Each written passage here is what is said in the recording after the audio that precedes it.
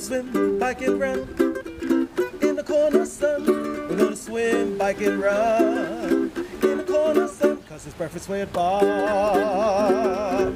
Cheers. Thank you, Poncho Man. Welcome back, Breakfast with Bob from Kona and Huggo's on the Rocks. My name is Bob Babbitt, brought to you by Master Spas as fuels go longer, HOKA Let's Fly, deboer wetsuits, Form Smart Swim goggles, Zoot Sports, original triathlon brand, Quintana Premium Plus Sports, and of course, our Challenged Athletes Foundation.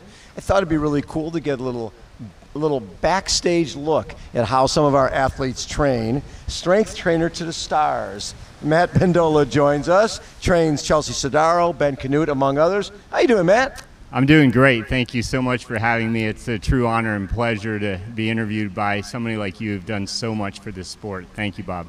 Well, and Matt, I tell you, I've never received a gift like this before, but you brought me this beautiful watch. It's very kind of you. I love it. It's like it's from the island. Yes, I got this years ago, and really a tradition my grandfather started. He gave me his watch, and he said, well, a good person deserves a good watch, and so you're a good person, so you get a watch.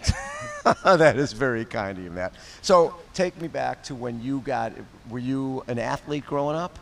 Yeah, I would say, funny enough, you say the term athlete, right? I wasn't that guy that got picked first in gym class, right? But I tried real hard, and I remember there was a coach that said, hey, why don't you try out for cross country? And I did that. The rest was sort of history. I was able to really push myself and find new levels of confidence and control in my life, and gave me some answers and gave me a why. So when you start working with, and when were you exposed to Chelsea Sodaro, Ben Kanute, and find out that, you know what, I think I want to work with these guys? Yeah, so I was working a little bit more through Olympic distance with other athletes, especially through Paris. And Bobby McGee is one of the best running coaches in the world. Absolutely. I was lucky enough to be able to work with him for the last 10 years or so. And I got started with athletes through that Olympic development team and programs, and then really long course and Ironman in particular has always been a huge passion of mine. So when Ben Kanute came to me a few years ago, I thought, wow, what an opportunity. So it started with Ben, and then after Challenge Roth this year. Oh, just this year? Is when I started with Chelsea, yeah. Okay, and when you start working with Ben Kanute, here's a guy who was we're talking triathlon maniacs when he was 8 years old. With Lucas Verzbikas and Kevin O'Connell, and so he's been doing this his whole life, Olympian, and then he decides to go longer distance. Working with him and figuring swim, bike, run, staying healthy, how do you balance? Yeah, I think that it's important to talk about you want to get stronger to go longer. Right. And yet there's a lot of misconceptions out there about what type of strength training really is going to serve that. And I think because of that, it can get a little bit of a bad rap. The idea is that we have, like, we're talking with triathletes here, so we can talk about a wheel. Right. And the hub would be your core. And that's the dynamic trunk control that we all kind of talk about, and we know that we can't fire a cannon out of a canoe, right? So I think of those spokes as being trued. When you're getting in the training that's really going to get you compact, get that core stiffness so you can have that distal athleticism, you have those spokes trued around the wheel. And to me, that is where we really want to start. Right. Now we have that connection, now we have the cadence, now we can really go after our true potential.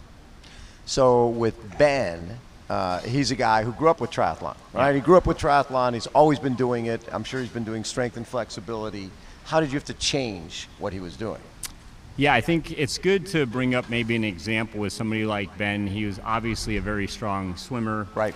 Cyclist. He did have to work on the running a bit when I came on board, and I will say again, Bobby McGee was very instrumental in that process as well. And what we had to really look at is, for example, with a pull-up, it's not just about can you do 10 pull-ups. In fact, it's really about how well we're able to control ourselves in that pull-up. Are we actually starting with scapular control? Are we actually connecting the dots and using the right process for that stiffness and for that control through the pull-up? So I'm proud to say a guy like Ben, he not only can do a really good pull-up, but he can do it against a lot of resistance. In other words, that mass-specific force now is so specific that we can actually get 2 or 3 reps in with great resistance and get a whole lot more done than, say, if he was doing 3 sets of 10 reps. Got it. So he, as a coach, Jim Vance. Yep. And how do you coordinate the workouts? Because as a coach, you want the guy to do your workouts, but you've got to deal with running coach, swim coach, all the other stuff your triathlete is doing, flexibility. Talk a little bit about how you balance with Jim Vance. Yeah, that's a great question. It's all about having a blueprint and making sure that you have a plan, but you plan in pencil. And right. So with somebody like Jim, he's great about telling me, hey, I want to be able to get this next 3 weeks or so where we're going to focus a little bit more, let's say, on the bike and throwing our power down. If we're doing that, I have to make sure, for example, that we're getting that bike ride in first, and then we would work a little bit more on mass-specific force type of exercises for Ben after that bike ride with as much recovery as possible before the next quality ride. So having a priority model is really important, where you don't just, throw stuff at the wall and hope it sticks, but you are actually timing in certain progressions and workouts at the right times. Now, there's other times, for example, where it's actually better to do some sharpening work, I call it, some good, powerful, but short 3 to 6 second power work just before the bike. And right. That can really help to pick up our power. So depends a little bit on what the scenario is, and again, it depends is a common answer that I give. So Chelsea Sodaro comes from an elite running background, right? Yeah. Ran at Cal Berkeley, Diamond League, that type of thing, and learned through rehab, cycled and swam, and goes off and wins the Ironman World Championship. But I'm guessing dealing with her is a little different than dealing with Ben Kanute. Yes, absolutely. I came into this year about halfway through, so right. Just after she did Challenge Roth, and we really had about 6 weeks before she was going to go to Singapore. Mm-hmm. And we sat down, we talked about what the plan would be, but it really started with an assessment. That is where I look at not just the basics of mobility, but can we hold our posture and can we let that posture flow out of us? So if we have a restriction, let's say through the ankle, mm-hmm. and that's blocked up a little bit, that's not something that we want to just start loading. So I like to say there's no courage in defeated mechanics. So the first 10 days especially or so, we really would focus on not just mobility, but that ability, that motor control, that connecting of the dots like I talked about before. And then we were able to start to see that motor control coming in, and then we started loading more and more from there. So it was a really nice progression. We were able to find our positions again, and then we were able to see that neural drive really coming out really nice, really beautifully over the next few weeks. So it is a situation where you want to really listen to the athlete, really see what they need from the program, because it is an individual need at times, especially when you're talking about mid-season.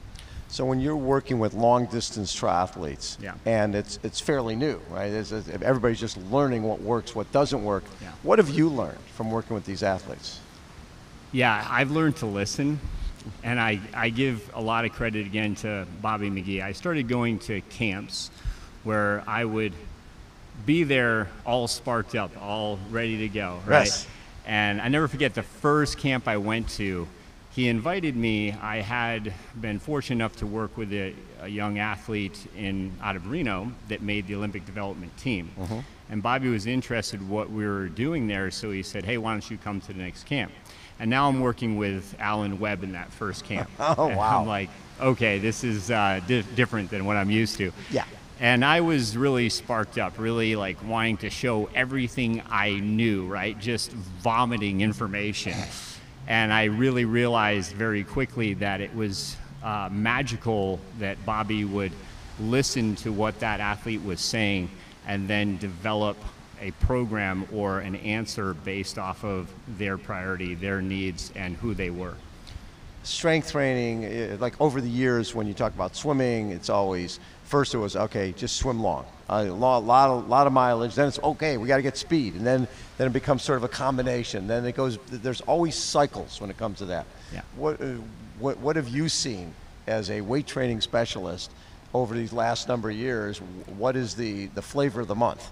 Yeah, I think a lot of times Run Form is actually a program that Bobby and I put together to answer a lot of these questions through the pillars we developed. And, you know, shamelessly, I will say that the podcast explains a lot more than I can in 20 minutes with you, right, Bob.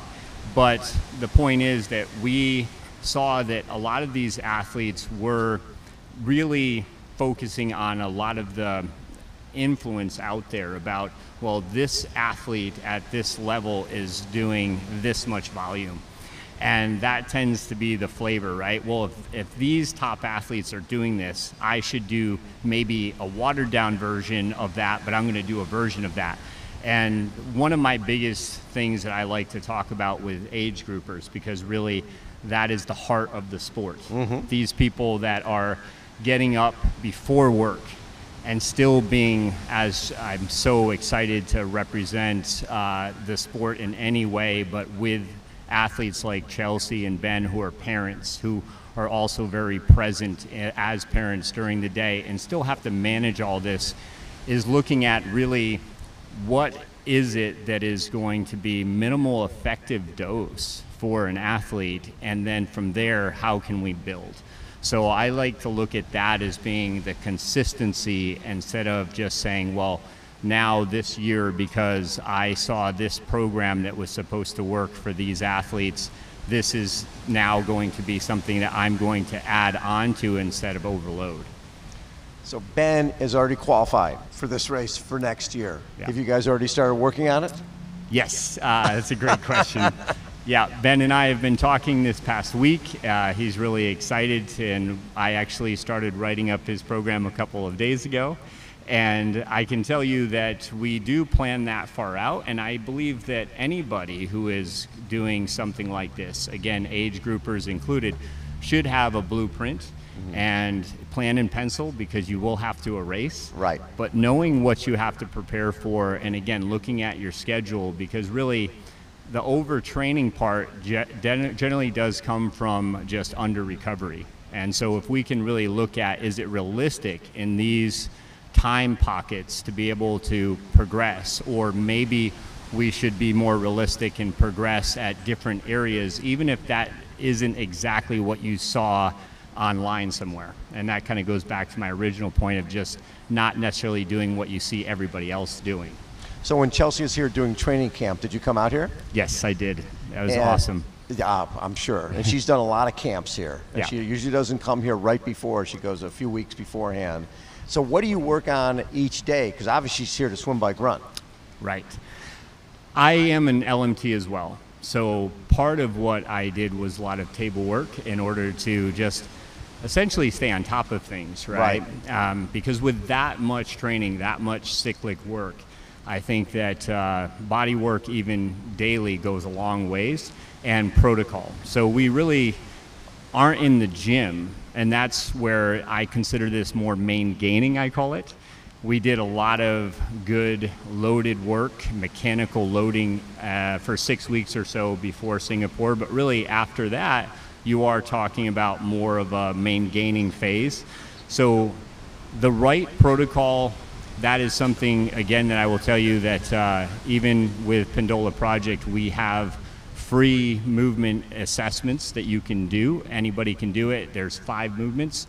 And then it gives you the protocol that will help you for your specific needs based off the assessment. So really, the basics are the best, and I can tell you that we focused on the basics all through the training camp so that she could really go do her thing, and she did it well. And the hard part is you're coming in mid-season. Yeah. She's just done Challenge Roth, and she's got a pretty busy schedule leading into the most important race where she's trying to defend her title. Yeah. So part of it is don't screw this up. Right, I want to make sure we get her fitter and we don't take a step backwards. That's a scary balance. It is. I will say Dan Plews, her Yes. coach, is amazing at communicating and also trusting. I would not be able to do what I do without his trust, and so it does really take a team effort. Bobby likes to say that 1 + 1 = 11, and I believe that that truly is the case with somebody like Chelsea. You just have to leave your ego at the door. If Dan tells me that she needs a more, let's say, progressive pattern in a few days or over weeks, then I have to be ready for that. And I would say that a lot of times it does come down to communicating. If I have questions and I'm not sure, I can't be afraid to say to Dan, I'm not sure what you really want out of this. Can we talk about it? And we do. And then I'm able to connect the dots again, but it's with Dan's help. So I think that it does take a team. It's not just one person deciding on how to keep an athlete moving well. And of course, that athlete being robust and confident, it comes down to me, even hormonally, knowing that that ritual is set up by her team and Right. not just by one person that's just making all of the decisions. How ready is she? Oh, she's as ready as it gets. I'm so proud of her. I know that everyone has put so much into this, so there's no question to me that being ready on the day at this level, anyone, age groupers all the way through, getting here to this point, everyone's done everything they can to be ready, right? So ultimately, I know that with the preparation she's put in, there really, I mean, we could write a book about it, but there really is no more that can be done. Chelsea put everything she had into this. I'm so proud of her because at the same time, you know what, Bob, she always asks me how my daughter's doing. She always talks about family. Yep. Her own daughter, of course, is her world. And I just love being around that. I can't stress that enough, is I really wanted to work with somebody like Chelsea because she really is that sportsman who practices what she preaches, and then she really does give back. As much as I like to think that I would be able to do that myself, I'm still in awe that she has the energy to contribute that way. But my suspicion is yes, that comes from Sky, that power within comes from that service, serving others, and of course being an example for her daughter. So I really look up to that in her, and my own daughter gets to see that example, which I love. Love it. Matt, thanks so much for taking time, man. Yeah, thank you. It's been a true honor, Bob. You've done so much for, well, all of us really, and I'll finish with this, but last time we talked, you probably don't even remember me, but Ben came in second at Worlds the year before. St. George. And you didn't even know me yet. You didn't know I was working with Ben, and you were so supportive. And I was just in awe of how you could recall Ben's entire career, not even knowing you were talking to his strength coach at the time. And then he walks up, and I think that's when you realize I worked with Ben. But it's just really a testimonial to the type of person you are and how much that you really care and give to each person, that you can remember these kind of details. I hope I have that kind of memory one day myself. How about a round of applause for Matt Pendola? Pancho Man, take us out.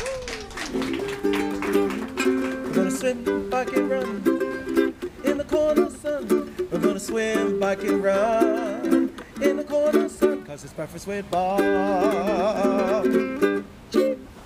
Pancho Man!